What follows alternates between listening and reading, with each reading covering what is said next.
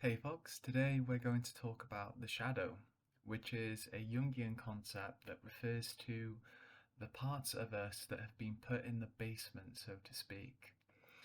As we grow up through life, there are a range of experiences and teachings and beliefs that are instilled in us. We get taught do's and don'ts, rights and wrongs, and we also take in subtle lessons.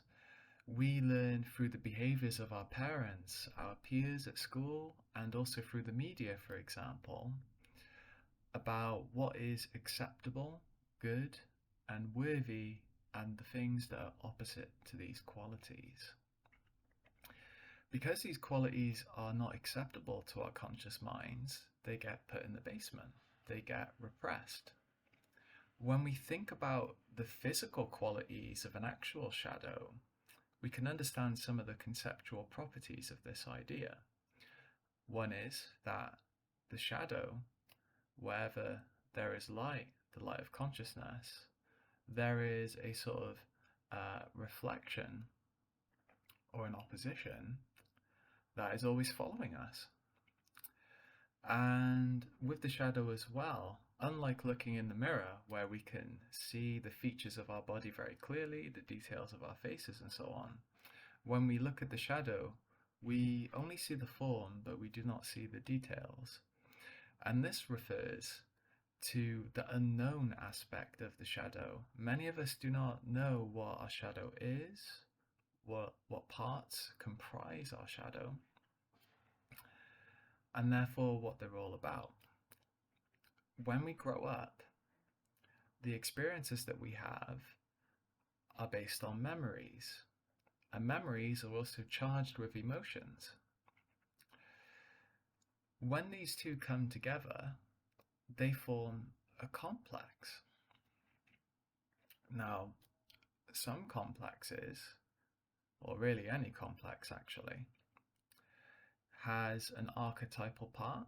You could say a universal aspect. So that's why many stories across history reflect the same key themes and ideas, because all humans, for example, deal with issues around worthiness, life and death, our relationship to ourselves, our peers, and our parents, and these are reflected in myths and stories. So there's a universal aspect, but also there is a personal aspect in that we all intimately go through our own experiences of life that create our own conscious personality and the corresponding shadow before it is integrated and brought into the light of consciousness. So, complexes can be held within the shadow, this combination of memories and feelings that revolve around a key idea, with an archetypal, a universal dimension, and a personal one. And the shadow can influence our lives in profound ways without us knowing. The key mechanism through which it does this is through projection, or projective identification. What we do not wish to see inside of ourselves, in our shadow, gets projected outward onto people. It is them that has the problem, not me. And this can happen not just with people, but it can also refer to objects and ideas, such as concepts or political systems and ideologies. Now, the shadow is generally oppositional to the conscious attitude, what our daily beliefs are like. And the shadow can compensate for these. Because the shadow lies in the unconscious, part of the compensation comes from projection, where we don't have to deal with these feelings ourselves. That's one way. But another way is through dreams. For example, you might have a conscious life where you avoid conflict a lot. Conflict isn't good, and so it's avoided. And there'll likely be other issues around that too, such as improper boundaries that other people can violate quite easily, and we let that happen. So, in dreams, for example, or or through other people, we might project onto them and think that they're aggressive and they're angry when actually deep down, unknowingly, we're feeling aggressive and angry because there is still a voice and an element in us that wants to be integrated so that in this case we can create and maintain boundaries. And in dreams too, then, oppositional to this peaceful, passive, conscious attitude, there might be scenes of fighting, screaming, or even, for example, running away from some mysterious dark figure. These kinds of chase dreams as well can be reflections of our own shadow and aspects of ourselves and our lives that we are not exploring and connecting with, interacting with. So for this reason then, when we project out, this creates a great deal of conflict. So much of the world's conflict at a big scale, but also just interpersonal conflict in our daily lives happens because of our shadow.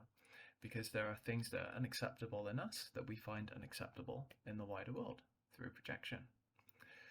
But also as well, the shadow contains qualities of our personality and its latent potential. Not all of the potential of our personality is realized when we have a shadow.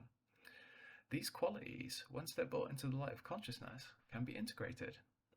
When they're integrated, this makes our personality more whole and opens up a wider repertoire of behaviors, ways of thinking, and feeling that can improve our awareness, our abilities, such as in the example earlier, to keep healthy boundaries, which can be good for our physical and our mental health via the reduction of stress, for example. We might also find that we can get into more meaningful, deeper, and healthier relationships through integrating our shadow. It can also be a wellspring for creativity. These are all wonderful things that the integration of the shadow can do for us. The other videos on my channel will explore the benefits of integrating your shadow in more detail, how to do it, and some of the mechanisms through which the shadow works, and how, again, we can interact with the shadow. So, in all, this is just a summary of the shadow. It's a very worthy aspect of life to look into because there's a whole host of benefits to integrating it, which can be really useful for our own lives, but also for the lives of others, and creating a more balanced, peaceful, and happier world. So yeah, let me know what your thoughts about this video, any comments that you would like to add, and any questions. Have a good day.